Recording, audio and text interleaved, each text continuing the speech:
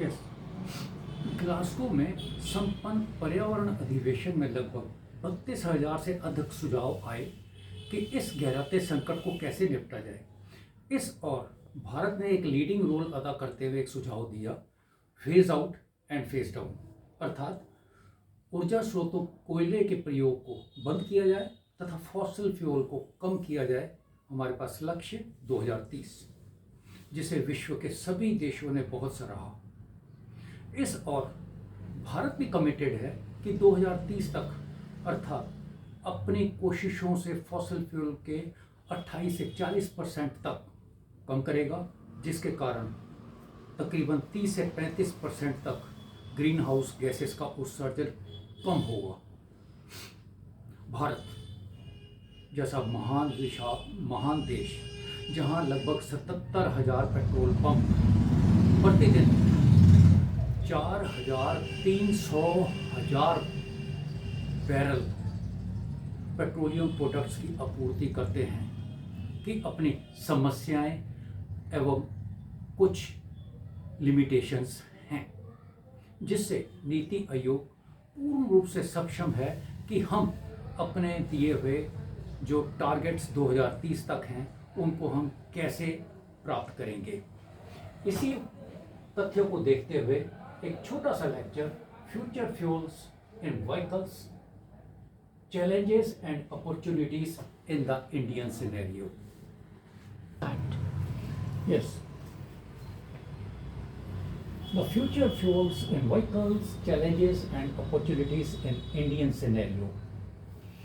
हमारे ये 2030 के ऑब्जेक्टिव को अचीव करने के लिए दो माइलस्टोन्स हैं। Number 1, mitigating the carbon emission, दूसरा जीरो कार्बन एमिशन, जो 2030 से 2070 तक का हमारा एम्बिशियस प्लान है।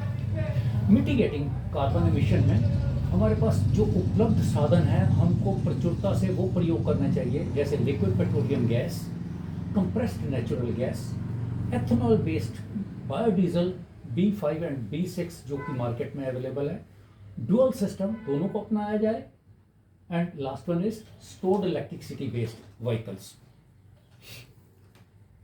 जैसे कि विदित है कि भारत में ऑटो सेक्टर, जहां 100% विदेशी पूंजी का प्रावधान है, प्रतिवर्ष लगभग 7.5 लाख करोड़ अर्थात 14 से 15% ऑफ ओवर GDP का व्यापार होता है। वाहन प्रदूषण को कम करने के लिए विभिन्न प्रकार की योजनाएं भी लागू हैं, जैसे फेम अर्थात faster adoption and manufacturing of hybrid and electrical vehicles, जिसके द्वारा ग्राहकों और मैन्युफैक्चरर्स को प्रोत्साहन दिया जाता है। इसके लिए सरकार ने 2024 तक के लिए केवल 42,500 करोड़ का प्रावधान रखा है। निसंदेह भारत में जहां इस समय लगभग 7.5 करोड़ रजिस्टर्ड व्हीकल्स चलती हैं, जिसमें से केवल 25 लाख गाड़ियां ही ऑटो LPG के ऊपर हैं, तथा जो कि दक्षिण भारत में अधिकतर, जैसे बेंगलुरु, हैदराबाद, चेन्नई जैसे शहरों में, और मात्र 2,38,000 जो कि बैटरी से चलती हैं। इनकी संख्या अगर कलेक्टिवली देखा जाए तो बहुत कम है। सरकार द्वारा मिटिगेशन के प्रचार और प्रसार की अधिक प्राथमिकता के साथ अक्टूबर 2022 तक लगभग 22,000 ऑटो LPG स्टेशंस और चार्जिंग स्टेशंस बनाने की एक बड़ी ही अच्छी योजना है, जिसके तहत तकरीबन हर 3 किलोमीटर के एरिया में ये सुविधा उपलब्ध हो। एक योजना के अनुसार लगभग 2024-25 तक CNG बेस्ड 1 करोड़ बनाने का लक्ष्य है, तथा इसके साथ साथ प्रोत्साहन हेतु 5,000 CNG स्टेशंस का भी बनाने का प्रस्ताव है, जो कि अभी तक मात्र 1349 ही हैं।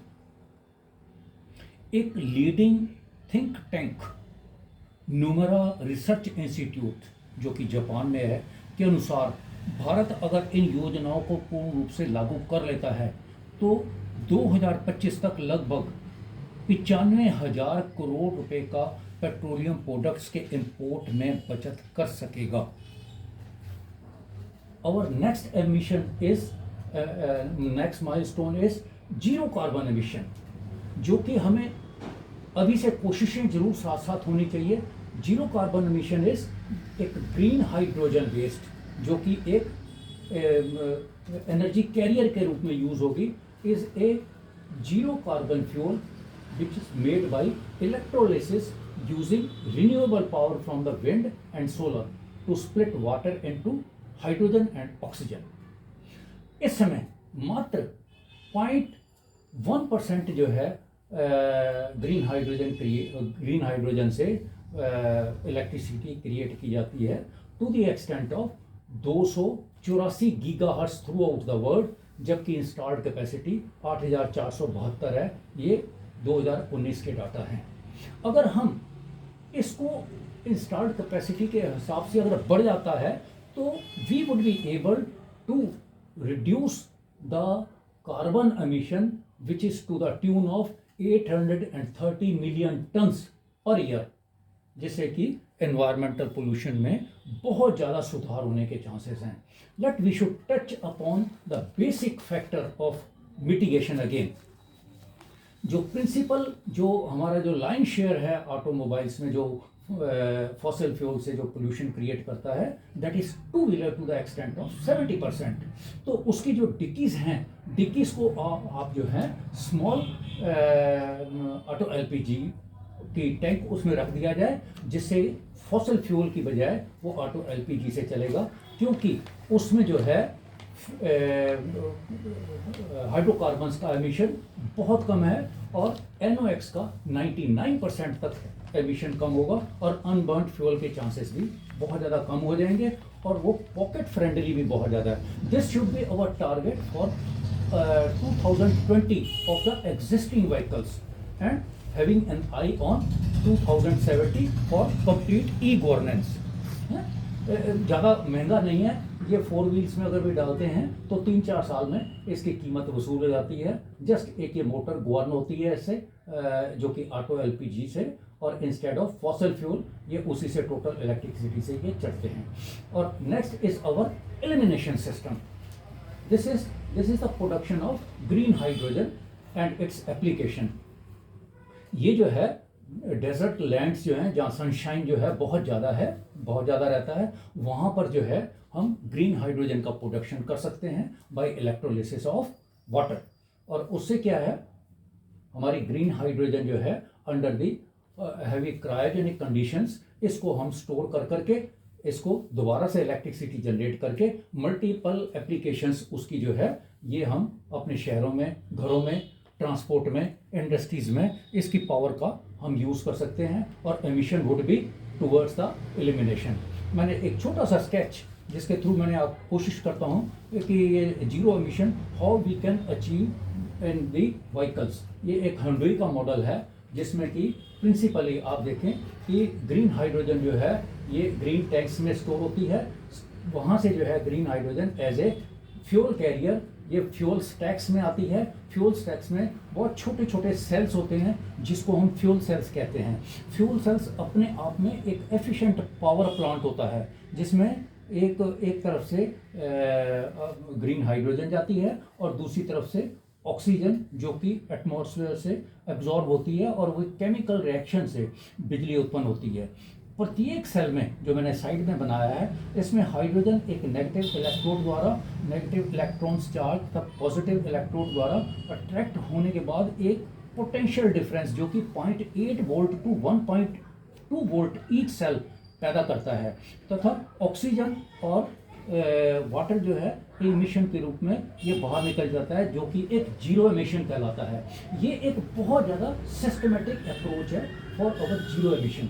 अब मैंने जैसे बताया है फिर फ्यूल सेल स्टैक में जो आता है, फ्यूल सेल स्टैक जो है ये बिजली जो है ये DC टू AC कन्वर्टर के लिए उसमें उस यूनिट में भेजती है और उससे जो है जो इलेक्ट्रिक ट्रैक्शन मोटर है वो ड्राइव होती है और उसकी पावर से जो हमारे व्हीकल्स के जो व्हील्स हैं वो ड्राइव होते हैं। ये एक बहुत ज़्यादा सिंप्लीफाइड एंड छुट्टी मिल जाती है जो मल्टीपल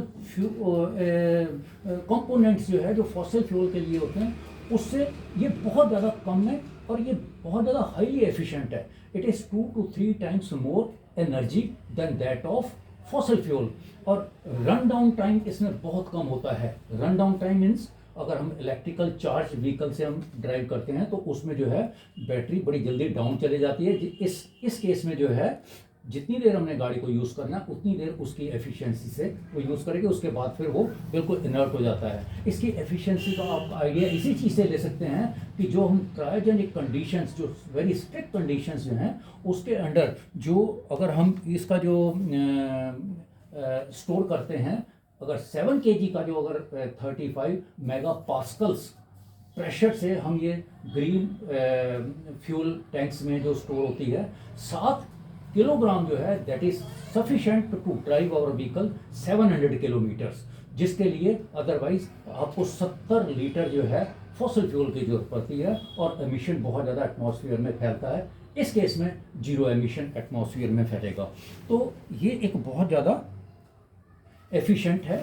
अपॉर्चुनिटीज़ के साथ साथ चैलेंजेस भी बहुत हैं। अगर हमको जीरो एमिशन मिल रहा है तो इसमें इन्वेस्टमेंट कॉस्ट जो है वो बहुत ज़्यादा है, ग्रीन हाइड्रोजन को प्रोडक्शन का और उसको जो है ट्रांसपोर्टेशन का, स्टोरेज का, डिस्पेंसिंग स्टेशंस तक लाने का। ये एक जो कॉस्ट है ये बहुत ही ज़्यादा है। इसको इनिशियल वन टाइम इन्वेस्टमेंट है, उसके बाद इसका जो है बहुत कम खर्चा है। तो इंडियन कंडीशंस के हिसाब से initially it warrants an approach for enhancing the support measures for mitigating and what you call for elimination. It is our long time 2070 तक हो सकता है, तब तक 2050 तक कई डेवलप्ड एंड डेवलपिंग कंट्रीज जो है इस गाड़ी में जीरो पोल्यूशन एक्सप्रेस गाड़ी में बैठ चुके होंगे। इस संबंध में मेरे 2-3 छोटे छोटे से सुझाव हैं। उसमें सुझाव में क्या है कि नंबर 1, इसमें फेम जैसी योजनाओं की अवधि को बढ़ा करके 2024 से 2030 तक कर देना चाहिए। और जो हमारा प्रावधान है जो मात्र 4 डिजिट में है, इसको बढ़ा करके 5 लाख कम से कम होना चाहिए 2030 तक का। सेकंड जो सुझाव है वो है एफडीआई की पूर्ण निर्भरता को हम कम करें।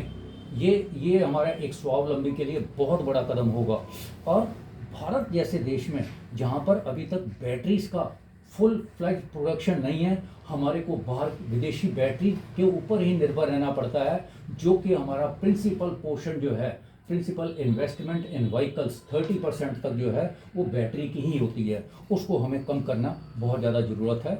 इसलिए हम हमारी जो नीति योग है वो इन चीज़ों को पूर्ण रूप से ध्यान में रखते हुए ये इन सुझावों को थोड़ा सा मद्देनज़र ये अपना ध्यान देंगे। मेरे इसके बारे में 2 आर्टिकल्स भी पब्लिश्ड हैं, वी यू में गो थ्रू। धन्यवाद।